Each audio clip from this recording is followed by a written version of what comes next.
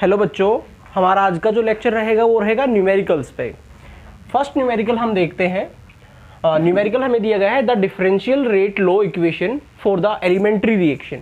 आपको ध्यान रखना है रिएक्शन कौन सी है, एलिमेंट्री मीन्स सिंपल रिएक्शन है जो एक स्टेप में कंप्लीट होती है। ओके, रिएक्शन है a + 2b gives 3c।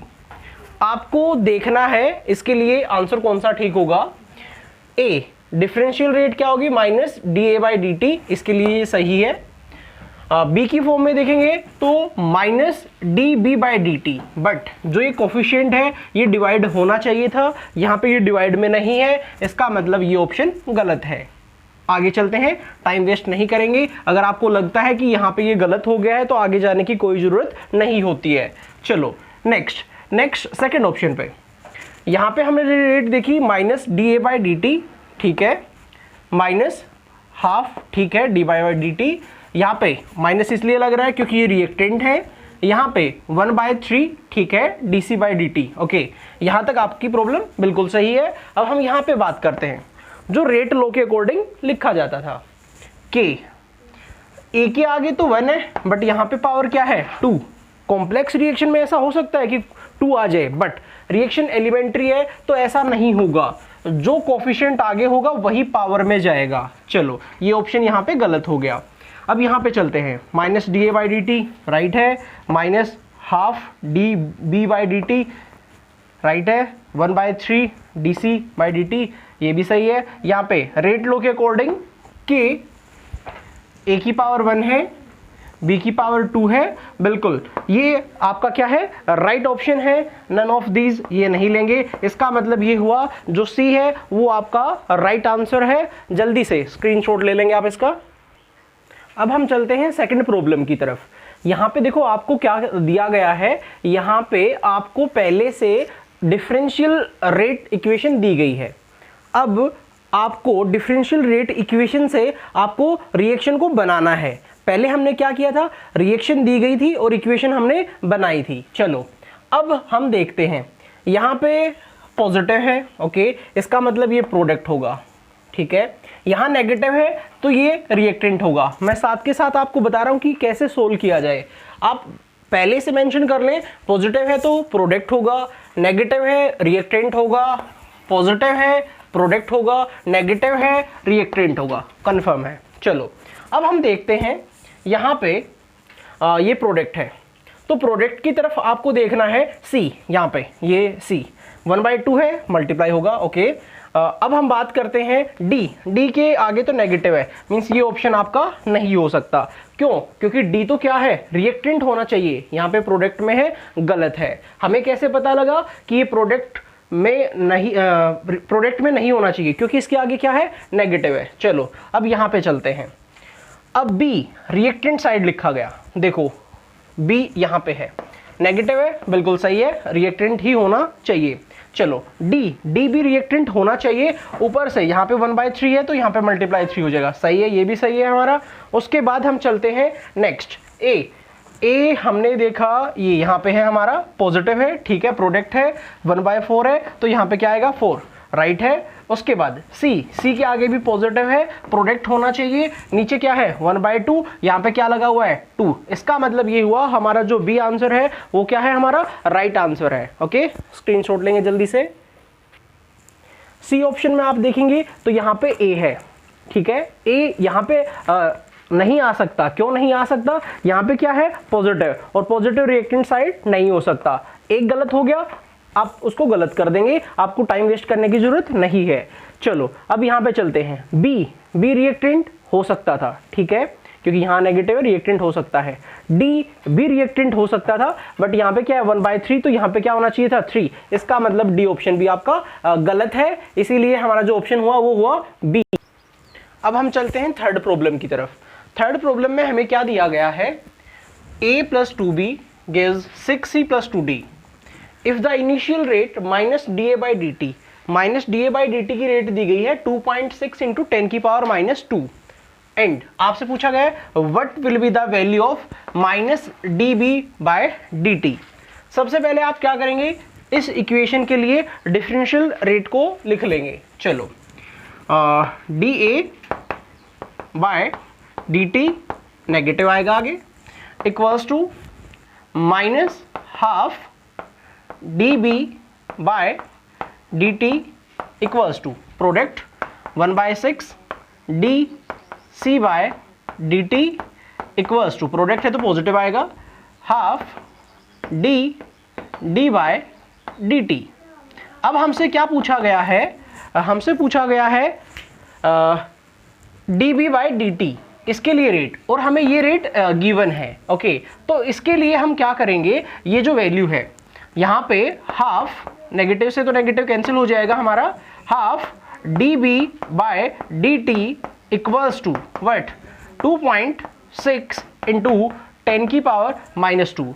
ये जो 2 है ये वहाँ पे जाके मल्टीप्लाई हो जाएगा, और हमारा जो D B by D T है उसकी जो रेट आएगी वो क्या आएगी, यहाँ पे आप मल्टीप्लाई करेंगे 2 इंटू 2.6 इंटू 10 की पावर -2। अगर हम इसको मल्टीप्लाई करेंगे तो हमारा आ जाएगा 2 6 जा 12, 2 2 जा 4 और 5.2 इंटू 10 की पावर -2।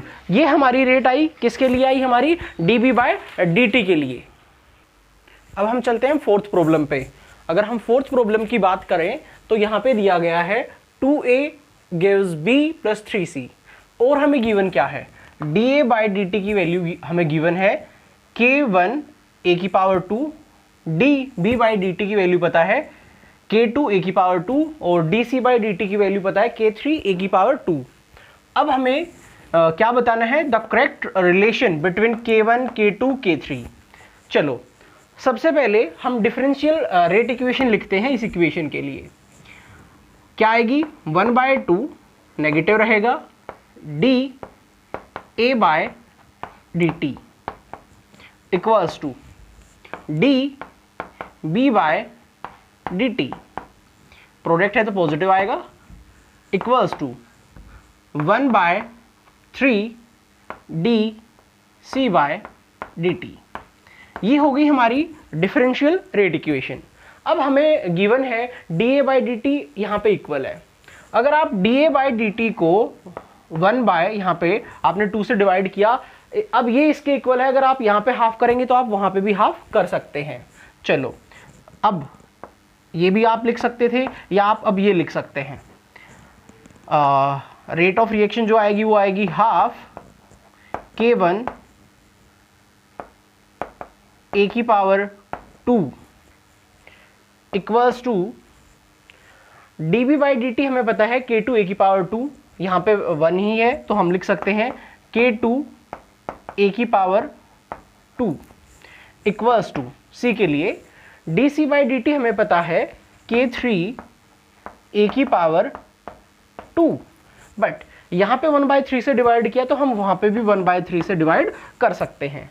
चलो अब a की पावर 2 a की पावर 2 a की पावर 2 सेम है हमारा, तो हमारा फाइनल जो रिलेशन आया वो क्या आया, k1 by 2 equals to k2 equals to k3 by 3। ये हमारा फाइनल रिलेशन है k1 k2 एंड k3 का। ये हमारी हुई फोर्थ प्रॉब्लम। अब हम चलते हैं प्रॉब्लम नंबर 5 के ऊपर। प्रॉब्लम 5 में हमें क्या दिया गया है, 2NO gives N2 plus O2। Reaction हमारी रिवर्सिबल है, ये हमारा होता है फॉरवर्ड और ये होता है हमारा बैकवर्ड। चलो अब हमें टेम्परेचर दिया गया है 1400 केल्विन 1500 केल्विन। यहाँ पे हमें KF की वैल्यू दी गई है और KB की वैल्यू दी गई है। चलो अब मैं आपको बता देता हूँ इक्विलिब्रियम कांस्टेंट की वैल्यू आप कैसे निकालते थे, वो आपने पढ़ा था 11th स्टैंडर्ड में। Equilibrium constant is equals to K forward upon K backward. Okay, अब आपके पास दो टेम्परेचर है। ये जो टेम्परेचर है यहाँ पे, ये जो टेम्परेचर है इस पे फॉरवर्ड की है 0.29 और बैकवर्ड की कितनी है 1.1 इंटू 10 की पावर -6। अगर आप इसको सोल्व करेंगे 1400 के ऊपर, ओके 1400 पे लिया है, तो आपकी जो वैल्यू आएगी वो ये आएगी। आप कैलकुलेट करके देख सकते हैं 2.63 इंटू 10 की पावर 5। ओके नेक्स्ट हमें 1500 पे दी गई है। 1500 पे जो आंसर आया वो क्या आया, 1.3 को ये KF की वैल्यू है, डिवाइड करेंगे KB की वैल्यू से। 1.4 इंटू 10 की पावर -5। अगर आप देखेंगे यहाँ पे जो आंसर आ रहा है वो आ रहा है 9.28, सोल्व करके देख सकते हैं आप, 10 की पावर 4। हमने देखा कि 1400 पे जो वैल्यू आई वो ज़्यादा आ रही है ना, 10 की पावर 5 है और ये 10 की पावर 4 है। कब? 1500 पे। इसका मतलब कुछ ऐसा हमें लग रहा है कि अगर आप टेम्परेचर इंक्रीज करते हो तो जो इक्विलिब्रियम की वैल्यू है वो कम आ गई है। तो वो कब आई होगी? तब KF की वैल्यू क्या आई होगी? कम। ये वैल्यू कम है तभी तो K इक्विलिब्रियम कम आ रहा है। इसका मतलब ये हुआ कि अगर आप इधर से इधर जा रहे हो और टेम्परेचर बढ़ा रहे हो तो ये रिएक्शन नहीं चाहती, टेम्परेचर इंक्रीज नहीं होना चाहिए। ओके, और ऐसा कब होता है? तब ये रिएक्शन क्या है? एक्सोथर्मिक। जैसा कि आपने सुना होगा, रिएक्शन अगर एक्सोथर्मिक है वो ऑलरेडी हीट निकालना चाहती है, वो टेम्परेचर लेना नहीं चाहती। अगर आप टेम्परेचर दोगे तो रिएक्शन स्लो हो जाएगी। अब आपने टेम्परेचर बढ़ाया, हमें दिख रहा है टेम्परेचर बढ़ाया तो वैल्यू कम हो गई, वैल्यू कम हो गई इसका मतलब टेम्परेचर उसके फेवर में नहीं है, वो फॉरवर्ड जाना नहीं चाहती। आप क्या समझेंगे? रिएक्शन कैसी है? एक्सोथर्मिक है। चलो अब हम ऑप्शन देखते हैं। रिएक्शन इज एंडोथर्मिक, ये तो यहीं पे गलत हो गया, वो हमें क्लियर हो चुका है। रिएक्शन हमारी एंडोथर्मिक नहीं है। क्यों? क्योंकि टेम्परेचर बढ़ाने से अगर वैल्यू भी इंक्रीज हो जाती तो हम क्या समझते कि वो रिएक्शन कैसी है? एंडो। बट यहाँ पे टेम्परेचर बढ़ाने से आपकी वैल्यू क्या हो गई है? डिक्रीज। इसका मतलब उसको टेम्परेचर नहीं चाहिए, नहीं चाहिए तो आप क्या बोलेंगे? रिएक्शन कैसी होगी? एक्सो। फर्स्ट ऑप्शन सही नहीं है।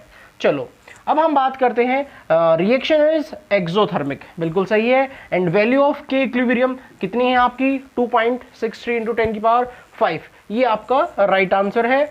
इसने फिर से कहा रिएक्शन इज एंडोथर्मिक, गलत है। रिएक्शन आपकी एंडोथर्मिक नहीं है, रिएक्शन आपकी एक्सोथर्मिक है। वो आपको क्लियर हो गया होगा कि 1400 से कहाँ पे जा रही है? 1500 पे। ओके, आई होप आपको ये आज की प्रॉब्लम क्लियर हुई होंगी। तो आज हमें इन प्रॉब्लम पे डिस्कशन करना था, बाकी की जो प्रॉब्लम है वो हम नेक्स्ट लेक्चर में कवर करेंगे। Okay, thank you.